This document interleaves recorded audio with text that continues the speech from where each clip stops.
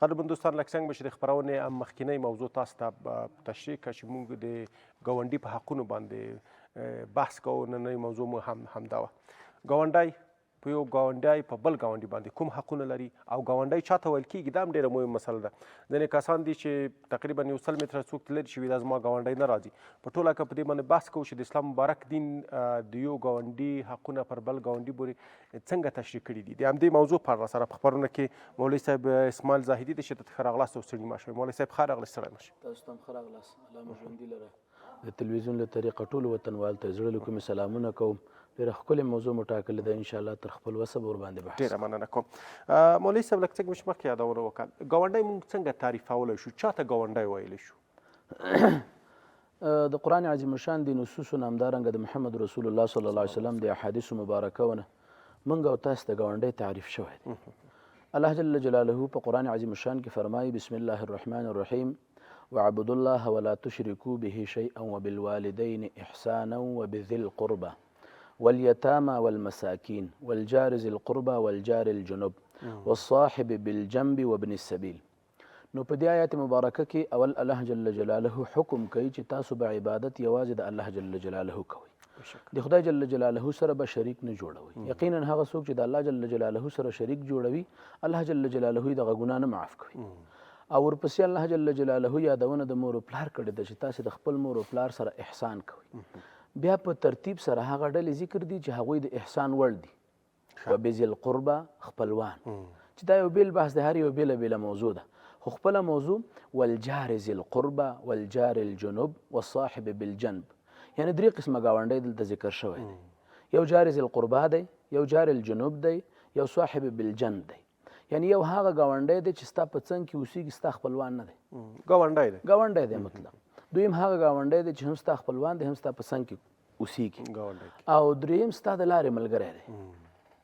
ګاونډي تعریف دلته دریم د لارې په ملګري شوی چې ځینې علماو د هغې نه خپله مېرمن اخیستې ده چې دلته جار بالجم نه مراد چې دی هغه د انسان مېرمن ده. نو خدای جل جلاله د دې درې واړو ګاونډیانو سره د ښه سلوک امر کړی دی. ښه، دا د خپله د ګاونډي تشریفتوب وه چې تاسو موږ ته وویل. ښه، په ټوله په دې باندې بحث وکړو مولوي صاحب چې په موږ مسلمانان له نیکه مرغه د اسلام وسیع ښکلی دین کې ګوره د ګاونډي په تړاو څومره مهمې خبرې کړي. حتی تر دې چې که چیرې مسلمانانو په منځ کې تفرقه او ستونزې نه راتلی، شاید د یو ګاونډي میراث د بل ګاونډي سره شریک کړي. په دې به بحث اوس کوو چې یو ګاونډی بل ګاونډي ته د اسلام مبارک دین کوم حقونه ورکړي دي؟ حقونه خو بیخي دومره زیات دي. رسول اقدس صلی الله علیه وسلم مبارک فرمایی ما زال جبریل یوصینی حتی ظننت انه سیورثه. وی همیش به جبریل علیه السلام ما ته راته، په بل روایت کې آتانیم هم راځي چې راته به ماته او ما ته به یې د ګاونډي په حقله باندې نصیحت کاو. وی حتی ظننت تر دې چې ما دا فکر وکړه انه سیورثه، دا ګاونډي لکه چې د بل ګاونډي نه حق وړي، په میراث کې ورسره شریک دی. د ګاونډي حق دومره اضافه دی. دا ګاونډی بیا په درې قسمه ګاونډی دی محترمه. یو ګاونډی مسلمان دی، یو ګاونډی کافر دی، یو ګاونډی خپلوان دی. هغه ګاونډی چې هغه د انسان هیڅ هم نه کیږي، حتی په دین کې ورسره شریک نه وي، بیخي مسلمان نه وي، هغه هم په مسلمان باندې حق لري. ته فکر وکړه یعنې د هغه ګاونډی دی چې مسلمان هم نه وي خو په تا حق لري، په تا باندې حق د ګاونډیتوب لري. دویم هغه یو حق لري، هغه صرف د ګاونډیتوب حق. د ګاونډیتوب حق څه شی دی؟ ګاونډي د نشته د هغه د ناموس، د هغه د مال حفاظت، د هغه د ماشوم بې ځایه لیدلو د هغې نه ایسته کولو، د هغه د مال ضایع کېدلو نه بندول. ځکه رسول اقدس صلی الله علیه وسلم مبارک فرمایي رښتونی مؤمن هغه څوک دی چې هغه د مسلمان د مال او د ځان حفاظت وکړي. دا د ګاونډي حق دی. که کافر هم در باندې وي، یعنی کافر د ګاونډی وي، هو ته مسلمان یې، په تا دا حق لري چې د هغه مال ضایع کېږي، د هغه اولاد ضایع کېږي، د هغه ناموس بېعزته کېږي، ته به د هغه نه مخنیوی کوي. کافر دی ګاونډی دی، تا په کور کې څه پاخه کړه هغه ته به یې ورلیږي. کافر دی ګاونډی دی. رسول اقدس صلی الله علیه وسلم حضرت ابو ذر غفاری رضی الله تعالی عنه ته فرمای یا ابا ذر، ای ابو ذر اذا طبخت مرقه، کله چې تا شوروا پخه کړله فکثر ماءها، اوبه پکې لږ ور زیاتې کړه. د بعضې کورو کې هغه کتغ او ترکاري دا په هغه خپله اندازه باندې پخیږي، یعنی مطلب لږ زیاتوالی پکې راوله. وتعاهد جیرانک، او د خپلو ګاونډیانو حق پکې ادا کړه. اگر که ستا دا ګاونډی کافر هم دی خو ستا په کټوۍ کې دا حق لري ستا په دیګ کې حق لري، ستا په دیګ بخار کې حق لري، ته به د هغه سره ښه اخلاق کوي. حضرت عائشه صدیقه رضی الله تعالی عنها فرمایي وایي ما د رسول اقدس صلی الله علیه وسلم نه پوښتنه وکړه ای د خدای جل جلاله رسوله بیا خو دا ګاونډي څو رقمه دي چې زما په دیګ او زما په کټوۍ او زما په دیګ بخار کې له ما سره حق لري، کوم یو ما باندې ډېر حقدار دی؟ یو مې دې طرف ته ګاونډی دی، یو مې دې طرف ته دی، یو مې شا طرف ته، یو مې مخامخ ګاونډی دی. رسول اقدس صلی الله علیه وسلم مبارک ورته وفرمایل الی ایهما اقرب منک بابا، د کوم یو دروازه چې تا ته نږدې وي مخامخ وي دا ګاونډی په تا باندې تر نورو ډېر حق لري. نو حتی که یو ګاونډی د یو مسلمان بیخي مسلمان مؤمن نه وي کافر وي هغه په مسلمان باندې دا حقوق لري. خو که چیرته یو ګاونډی بیا مسلمان شه د مسلمان بیا بیل حقوق دي. رسول اقدس صلی الله علیه وسلم مبارک فرمای وی حق المسلم علی المسلم خمس، د یو مسلمان په بل مسلمان باندې 5 حقونه دي. اول د هغې نه د سلام جواب ورکول دي، دویم د هغه دعوت قبلول دي، دریم د هغه د مریض پوښتنه کول دي، څلورم د هغه جنازې ته تلل دي، او پنځم چې کله وپرنجېږي هغه ته یرحمک الله ویل دي. نو یو خو دا حقوق د اسلام شو، همدارنګه نور حقوق لري په اسلام کې او مسلمان په بل باندې. رسول الله صلی الله علیه وسلم مبارک فرمای مسلمان به د مسلمان دپاره آینه وي. مطلب دا ده چې په آینه کې سړی خپل عیبونه لټوي کنه، که په بل هغه خپل عیب سړی لرې کوي، که چیرته په بل مسلمان رور کې یو عیب ولیده هغه به پوهېږي، او که په ده کې عیب و هغه کامل و هغه خپل عیب بل ځان نه لري. دویم ګاونډی مسلمان او دریم ګاونډی بیا خپل دی، ورور دی، کاکا دی، ماما دی، خاله ده، عمه ده، وراره دی، خورزه دی، خپلوان دي، اقربا دي. نو داسې ګاونډی خو بیا 3 حقوق لري.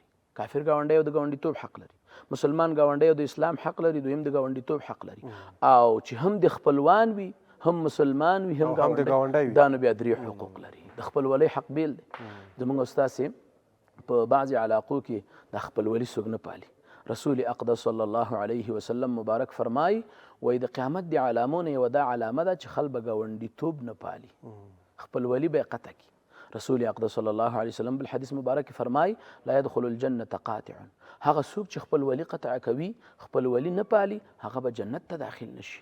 نو داسې ګاونډی چې مسلمان هم وي خپل دی هم وي او ګاونډی دی هم وي دا په هر یو انسان باندې 3 حقوق لري. باید موږ او تاسې د خدای جل جلاله د احکامو ته په ادنا نظر ونه ګورو. یقینا زموږ او تاسې دنیا ژوند ناقص دی، ختمېدونکی دی، تلونکی دی، فنا لري، بقا نه لري، خو ابدي ژوند په دغسې ګاونډیانو سره په ښو اخلاقو باندې ښایسته ډېره مننه کوم. ډېر ښکلو ټکو ته مې اشاره وکړی صاحب. یوه مهم مسله چې موږ ګورو راځئ ځینې حقیقتونه هم ووایو. ګورو په دا کابل ښار کې ګورو یو بلاک کې ژوند کوي، څو کورنۍ سره ژوند کوي، یا په یو خپله دغه کور په کوڅه کې ډېرې کورنۍ سره ژوند کوي. جالبه دا ده چې یو ګاونډی په څنګ کې وي. زه خپل مثال هلته موږ چې اوسېږو په څنګ کې یو ګاونډی اوسېږي ډېر غریب دی، ډېر ستونزو مشکلاتو سره مخ دی، هېڅ شی هم نه لري. سره د دې چې دغه کوم کسان چې په مقابل کې اوسېږي شاید د هغو وضعیت یو څه ښه وي تغې، خو زه چې ګورم ډېر کم کسان دي چې هغې ته مثال د مرستې غږ ورکوي، یا ورته یو ډوډۍ وروړي، یا ورته یو بل مرسته وکړي، یا ماشومانو ته کوم جامې چې د خپل ماشومانو اضافه وي هغه ورته ورکړي. خو دغه سیستم نه کېږي. په ټوله کې زه پوښتنه کوم دغه یوازې دا نه، په ډېرو ځایونو کې همدغه ستونزه شته ده. که څوک د ګاونډي حق نه پالي، که سترګې پټې وي، او که څوک پرې پوهېږي نه، ځینې کسان دي د سره په دې پوهېږي نه چې یو ګاونډی په بل ګاونډي باندې حق څومره لري. دغه کسان بیا د اسلام په مبارک دین د دې کسانو په تړاو باندې څه ویلي دي؟ تقریبا څو ځای احادیث مبارک د دغې پوښتنې په تړاو باندې زما ذهن ته راغله او دا موجود دي. اول رسول اقدس صلی الله علیه وسلم مبارک فرمایي من کان یؤمن بالله والیوم الآخر فلا یؤذي جاره. هغه څوک چې په الله جل جلاله او په ورځ د آخرت باندې ایمان لري هغه د خپل ګاونډي ته تکلیف نه رسوي. خپل ګاونډي ته تکلیف رسول لکه مثال د خبرې بعضې ګاونډیان په لاره کې یو بل ته ودرېږي، په کوڅو کې ودرېږي. یو غریب ګاونډي دی باید چې د هغه پوره لحاظ وساتلی شي ځکه ګاونډیتوب حق لري. دا یو. همدارنګه په بل حدیث مبارک کې راځي رسول اقدس صلی الله علیه وسلم قسم خوري او داسې فرمایي والله لا یؤمن والله لا یؤمن والله لا یؤمن. یو ځل نه آقا امام الانبیاء شفیع المذنبین محمد رسول الله صلی الله علیه وسلم 3 ځلې قسم خوري قیل من یأبا یا رسول الله صلی الله علیه وسلم. قیل من یا رسول الله، اے د خدای جل جلاله رسوله دا څوک دی چې ته فرمایې چې دا مؤمن نه دی؟ رسول اقدس صلی الله علیه وسلم فرمایل الذي لا یؤمن جاره بوائقه، هغه څوک مؤمن نه دی چې د هغه ګاونډی د ده د ضرر د ده د تکلیف نه په امن کې نه وي. بله دا خبره چې په ځینې علاقو کې زموږ ستاسې ټولنه تقریبا اکثره خلک یا اکثره که نه نو 10% خلقو محتاج دي، جامې ته ضرورت لري، خوراک ته ضرورت لري. زموږ په ټولنه کې داسې غریبانان، مسکینان، فقیران شته دی، خو که بالمقابل زموږ او ستاسې تجاران ورونه، سرمایهداره ورونه، پیسهداره ورونه، هغوی په دې خپل مال کې هغه حق چې خدای جل جلاله په دوی فرض کړی دی د ګاونډیانو، د مسکینانو، فقیرانو ته یې ورکړي، یقینا د هغوی به ډېر لاسنیوی شوی وي. او که چېرته یو مسلمان اوس خپل د مال نه زکات ورکړی دی، حق یې ادا کړی، خدای جل جلاله چې کوم څه فرض کړي هغه یې ادا کړي، خو بیا هم د ده په خوا کې یو مسلمان لوڅ دی، د ده په خوا کې یو مسلمان وږی دی، د ده په خوا کې یو مسلمان د درس د ویلو توفیق او توان لري، یو سړی علم کوي، په دې کلیوالو باندې فرض ده. د دوی په مال کې غیر له زکاته نور هم څه فرض شته، د دوی حق فرض دی. الله جل جلاله په قرآن عظیم الشان کې فرمای وفي اموالکم حق معلوم، ستاسو په مالونو کې حق موجود دی د غریبو، ضعیفو، کمزورو مسلمانانو، للسائل والمحروم، هغه سوال کوونکی چې ستاسو نه غوښتنه کوي او هغه څوک چې څه نه لري. نو یقینا هر غریب ګاونډي، فقیر، محتاجه ګاونډي په بل ګاونډي باندې حق لري چې د هغه پوښتنه وشي، د هغه د حالاتو. همدارنګه د مسلمان دا نښه ده چې هغه به د ګاونډي ته ضرر نه رسوي، تکلیف به نه ورته رسوي. رسول اقدس صلی الله علیه وسلم مبارک فرمای وایي کله چې تاسې غواړئ چې دغه سړی نیک دی که بد دی، دینداره دی که بد عمله دی، تاسې د هغه ګاونډي نه پوښتنه وکړئ. که چېرته دی نیک انسان وي، د ده ګاونډي به یې د صفت وکړي، او د چا چې خپل ګاونډي ښه وویل، الله جل جلاله په هغه باندې ښه وایي. د خدای جل جلاله رضا د ګاونډي په خوشحالي کې پرته ده. خپل ګاونډي خوشحاله وساته، د هغه سره ښه اخلاق وکړه، د هغه سره ښه راشه درشه وکړه، نو تا نه به خدای جل جلاله خوشحاله شي.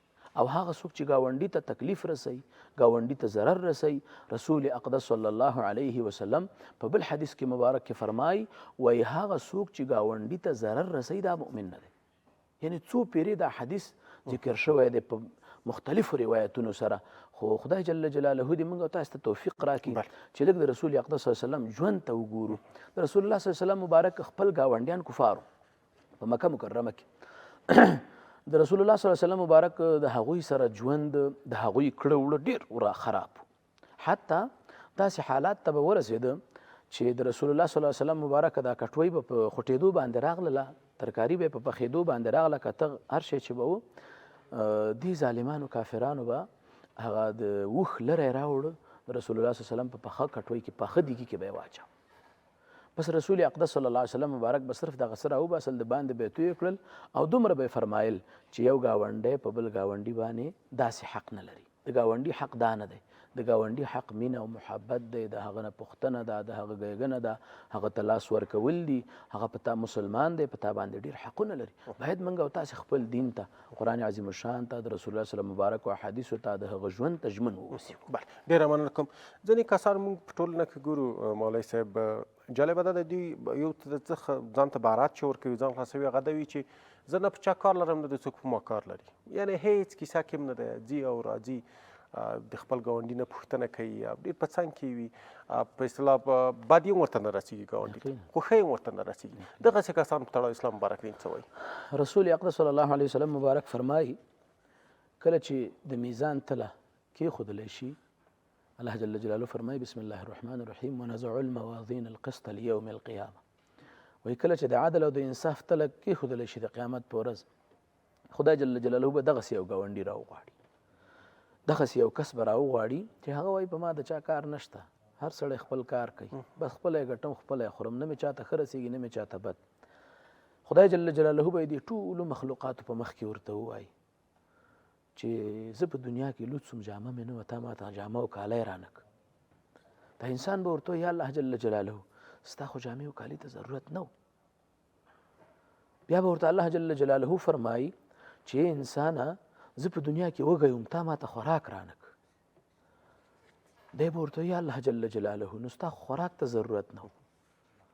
الله جل جلاله به ورته وفرمایي انسان ته هغه کس چې ستا په ګاونډ کې یو فقیر و، یو محتاج و، یو مسکین و، د هغه جامه او کالی نه و، د هغه خوراک او څښاک نه و، او تا چې دی 2 جوړه 3 جوړه کول، او تا چې د قسمه قسم خوراکونه کول، میوې دې خوړلې، یقینا د هغه په تا باندې دا حق. خدای جل جلاله به داسې خلق نیسي چې تا باندې ستا د ګاونډي حق و، تا باندې ستا د ګاونډي د جامې حتی د خوراک څښاک حق و. الله جل جلاله به ورته داسې وایي چې دا تا ماته نه دی راکړی. ځکه دا دنیا خو دارالامتحان دی. خدای جل جلاله هم په مالدار امتحان کوي، هم په غریب او فقیر محتاج باندې امتحان کوي. مالدار باندې امتحان دی، الله جل جلاله نعمت ورکړی دی، مال ورکړی دی، که په ښه توګه استعمال شي مال یو لوی نعمت دی. لکه د عثمان غني رضی الله تعالی عنه، د عبدالرحمن بن عوف رضی الله تعالی عنه مالداري. نو خدای جل جلاله د مالدار نه دا پوښتنه کوي. رسول اقدس صلی الله علیه وسلم مبارک فرمای وایي د قیامت پر ورځ به هیڅوک یو قدم جګ نه کي بل به کښېنږدي تر هغې چې 4 پوښتنې د هغې نه ونشي.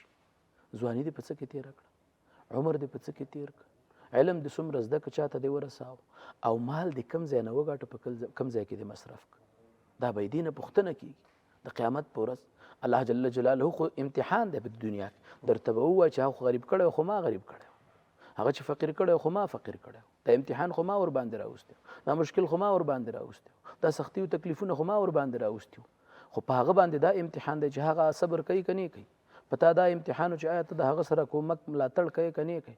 نو دا د خدای جل جلاله یو لوی امتحان په دواړو دی.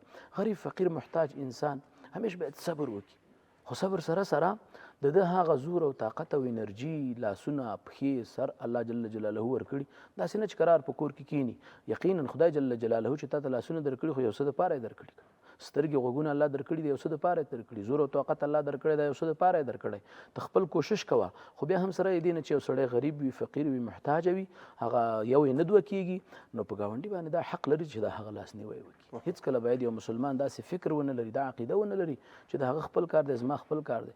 رسول اقدس صلی الله علیه وسلم مبارک فرمای د مسلمانانو د وجود د اسلام داسې دی لکه یو بدن، لکه ټول مسلمانان چې یو وجود وي. د انسان چې په سر باندې درد خوب نه ورځي، که په لاس درد خوب نه، آرام نه، یعنی خوب خو آرامتیا ده. الله جل جلاله فرمایي وجعلنا نومکم سباتا، خوب مې تاسو ته آرامتیا سبب ګرځولی. نو انسان د یو تکلیف نه آرامه وي، نو باید چې یو بل مسلمان باندې تکلیف مشقت وي، محتاجي وي، بل مسلمان هغې ته لاس ورکړي چې هغه تکلیف لري شي، نو دی به آرام سره واخلي. ډېره مننه. کوم یوه مهم مسله ځینې کسان په دې فکر کې دي که زه مې د خپل ګاونډي سره ښه کم، د یو بل مسلمان سره ښه کوم، په ټوله کې په دفتر کې په شعبه کې د یو دوست ملګري سره ښه کوم، یوازې به دا وي چې زه د جیب نه پیسې راوباسم ده ته یې ورکړم. خو که چیرې یو ګاونډی بل ګاونډي ته یوه ښه لاره ښیي، یو ښه مشوره ورښیي، شاید د اقتصادي وضعیت دومره ښه نه وي چې د سره په اقتصادي توګه کومک وکړي، مثال ښه خبره، ښه لاره ښودل، نصیحت کول، ورتګ، دغه هم د ګاونډي په حقونو کې حسابېږي. یقینا دا د مسلمان حق دی. په دې باندې الله جل جلاله مسلمان ته نیکۍ لیکي. رسول اقدس صلی الله علیه وسلم فرمای و د نیکیو نه دا هم یوه نیکي ده چې د یو مسلمان سره په خلاص تندي باندې ته میلاو شي، خلاص تندي باندې هغه سره یو ځای شي، هغه سره وګوري، هغه سره کښېنې پاڅي، مسلمان ته مشوره ورکړي، هغه ته ښې لارې وښیي، د هغه چې د څومره وس او طاقت او توان ستا پوره د هغه مدد وکړي. یوازې دا نه چې ته د هغه مدد په دې کې وکړي چې پیسې ورکړي، حتی دا د مسلمان سره مدد دی چې هغه په اس باندې سپوري لښته ترې وغورځېږي، ته ورشي هغه لښته ور اوچته کې ورکړي. دا د یو مسلمان سره مدد دی، دا د مسلمان حق دی. ګاونډی په مسلمان باندې حق لري. موږ او تاسې په ټولنه کې که چیرې هر یو انسان هغه احکامو ته متوجه شي، یعنی چې خدای جل جلاله په ده لازم کړي هغه خپل مسؤلیت وګڼي، نو یقینا ټولنه به اصلاح شي. د ګاونډي کوم حق دی هغه خپل مسؤلیت وګڼي، د پلار کم حق دی، د مور کم حق دی، د ورور کم حق دی، د خور کم حق دی، هر یو موږ او تاسې دا خپل مسؤلیت وګڼو، یقینا دا زموږ او ستاسې دپاره د دنیا او د آخرت راحت، سکون او اطمینان دی. ډېره مننه کوم. په ټوله کې مولوي صاحب ستاسو پیغام ویل څه دي هېوادوالو ته چې موږ او تاسو خدای مکه دغسې برخه کې واقع نه شو یا په داسې یو لاین کې را نه شو چې د ګاونډی زموږ نه ازار شوی وي. ټولو مسلمانانو ته، نارینه او زنانو ته، خویندو ورونو ته زما دا خواست دی چې د ګاونډي حق ضرور وګڼئ. زنانه رسول اقدس صلی الله علیه وسلم مبارک فرمای وایي یوه ګاونډي دی د بل ګاونډي شی حقیر نه ګڼي، اگر که څومره لږ کومک یې تا سره و د هغې شکر ادا کړه. من لم یشکر الناس لم یشکر الله. څوک چې د انسان شکر ادا نه کړي هغه د الله تعالی شکر نشي ادا کولی. نو یقینا موږ او تاسې که عالم دی که عامي دی که مشر دی که کشر دی که تعلیم یافته دی که بې تعلیمه دی، هر یو ته زموږ دا خواست دی چې د ګاونډي سره ښه سلوک. زموږ او ستاسې په ګاونډ کې چې داسې تکلیف والا خلک وي، کمزوري خلک وي، په مشقت کې وي، هغوی ته لاس ورکول. که موږ او تاسې غواړو چې خپله ټولنه جوړه کړو، موږ او تاسې غواړو چې خپله آینده نسل مو سم وروزو، نو هغوی باید د الله جل جلاله د دین نه خبر وي. اقلا یو حدیث خو د یو مسلمان د ګاونډي په حق کې یاد ولري که نو کله چې د رسول اقدس صلی الله علیه وسلم هغه یو حدیث د یاد وي نو یقینا دی به د ګاونډي حق ادا کوي. یعنی په ټوله کې باید موږ او تاسې مراجعه د خدای جل جلاله مبارک دین ته وکړو. ډېره مننه کوم مولوي صاحب اسماعیل زاهدي چې زموږ سره په خپرونه کې ګډون وکړ. تاسو ته په چار کې بریا وکړو. جزاک الله. الله دې تاسو ته اجرونه نصیب کړي.